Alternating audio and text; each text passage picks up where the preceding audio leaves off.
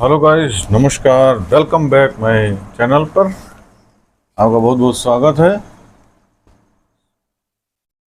मैं राणा सांगा पे एक वीडियो बनाया था कि राणा सांगा गद्दार नहीं था, तो इस पे बहुत लोगों का कमेंट आया कि आपने गलत इतिहास पढ़ लिया है।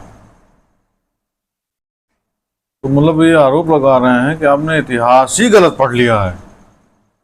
अब बताइए, ये पता नहीं कौन सा इतिहास पढ़ के बोल रहे हैं कि जो है राणा सांगा गद्दार था, उसने ही बाबर को इनवाइट किया था इब्राहिम लोदी को हराने के लिए। गलत बात है, बहुत गलत बात है। इतिहास की जानकारी उनको नहीं है, उनको इतिहास गलत पढ़ाया गया, या स्वयं पढ़ा किसी भी बाबरनामा से या किसी से इन्होंने गलत इतिहास पढ़ लिया। ये तो सोचने वाली बात है कि सन 1517 में खतौली के युद्ध में राणा सांगा ने अकेले दम पर इब्राहिम लोदी को ना बल्कि हराया ही नहीं था, बल्कि उसको बंदी भी बना लिया था। लेकिन उसने क्षमा याचना मांगी, उसने जो है अनुनय भी नहीं किया, तो राजधर्म का पालन करते हुए राणा सांगा ने उसे क्षमादान कर दिया था, उसे माफ कर दिया था।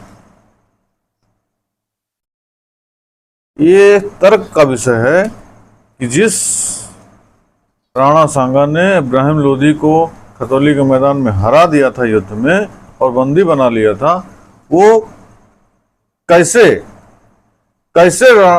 बाबर को इनवाइट करेगा इब्राहिम लोदी को हराने के लिए? तर्क का विषय है। ये दिल्ली सल्तनत पे राज कर रहे थे। दूसरा, जो पंजाब रियासत पे राज कर रहे थे दौलत खान, इनके जो भाई थे, हाँ, उनके ऊपर जो आरोप लग रहा है वो हो सकता है कि हाँ, दौलत खान जो है अपने पारिवारिक द्वंद के कारण ऐसा हो सकता है कि उन्होंने ऐसा किया हो कि अपने भाई को हराने के लिए उनको आमंत्रित किया हो बाबर को। ये हो सकता है, लेकिन राणा सांगा क्यों करेगा भाई? राणा सांगा तो स्वयं उनको हरा चुका था, उनको बंदी बना चुका था। ये एकदम तर्क का विषय है, खुले मंच से तर्क का विषय है।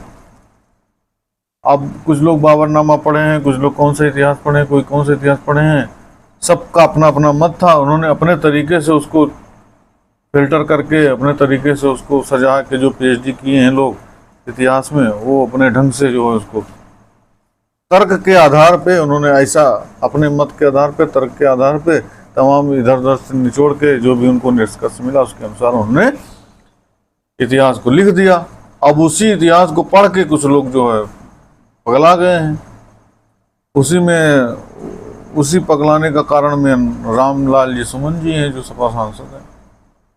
और उसी पे मैंने कहा कि नहीं, राणा सांगा गद्दार नहीं, तो मां लंबा कमेंट किए कि नहीं, आपने इतिहास गलत पढ़ लिया है, आपको इतिहास की जानकारी नहीं है, आपने जो पढ़ा है वो एकदम गलत पढ़ा है। राणा सांगा ने ही बाबर को आमंत्रित किया था, एकदम गलत बात है। ये सरासर गलत है। अगर इतिहास पढ़ा है किसी ने, अब ठीक है, पढ़ा है नहीं पढ़ा है, चूंकि इतिहास में बहुत मिलावट हो चुकी है, बहुत।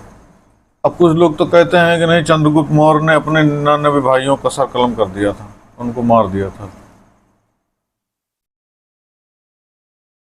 अब खुद सोचिए, ये सरासर गलत है कि नहीं? सम्राट अशोक ने कभी अपने भाई को कोई मार सकता है? इतना बाहुबली कि सम्राट अशोक जब अपनी तलवार पर हाथ ऐसे फेर देता था तो सारे राजा थर कांपने लगते थे। अब किसकी बारी है?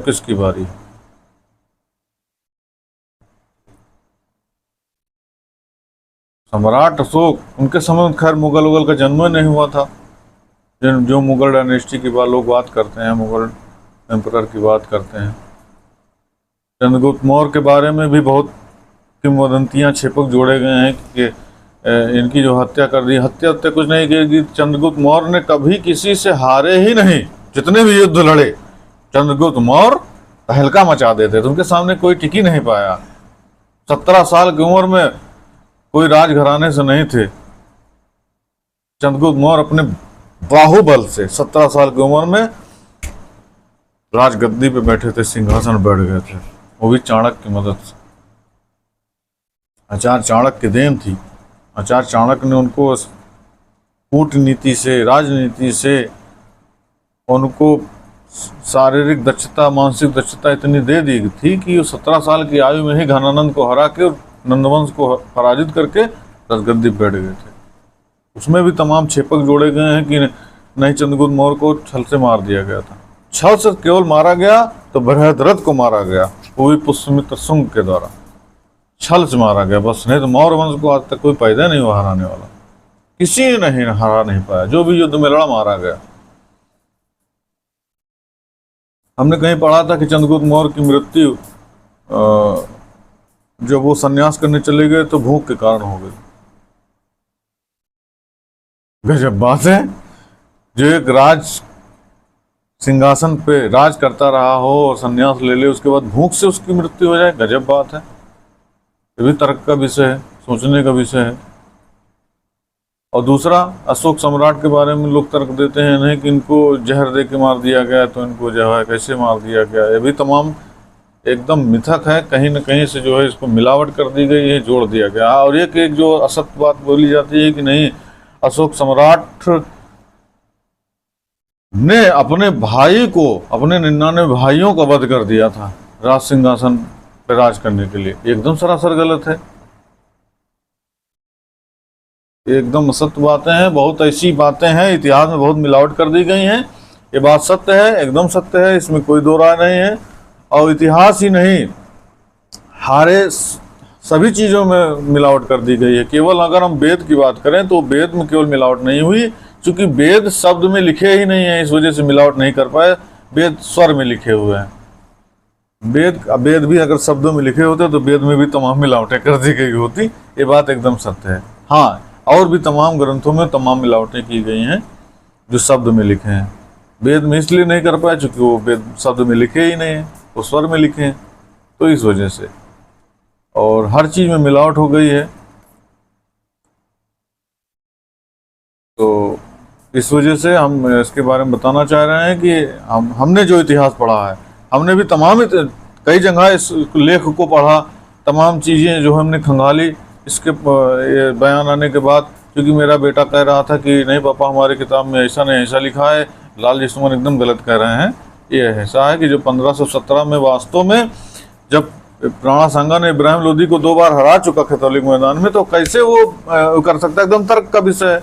तो इस वजह से हमने कहा भाई इसको खंगाला जाए, तो हमने इस वजह से इसको वीडियो बनाया। और कुछ लोग कमेंट कर रहे हैं नहीं आपने गलत इतिहास पढ़ लिया। गजब बात है। फिलहाल जो भी है सत्य असत्य तो तमाम मिलावटें कर दी गई, लेकिन ये अपने तर्क से, अपने विचार से, सोच समझ के जो लोग अपने अनुभव से कर रहे हैं उसके अनुसार उन्होंने बताया। और यही बात सत्य है। और इस पर भी आप लोग विचार करें, तब बताइए कि हाँ हमने सही कहा है कि गलत कहा है। और उसके बाद जैसा भी हो आप इस पर कमेंट करके कह सकते हैं। बहुत बहुत धन्यवाद।